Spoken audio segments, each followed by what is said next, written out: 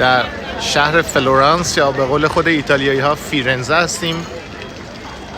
مهد هنر، مهد ادب و فرهنگ. یکی از شهرهایی که خب به فرهنگ و هنرش معروفه.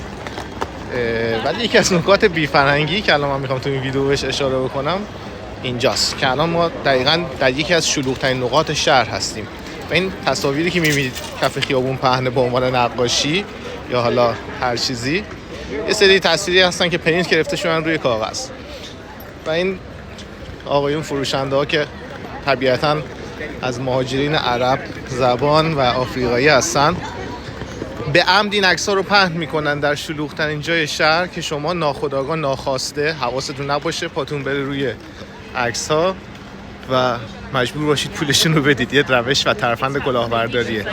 البته اگر پلیس ببینه باشون برخورد میکنه و فرار میکنن.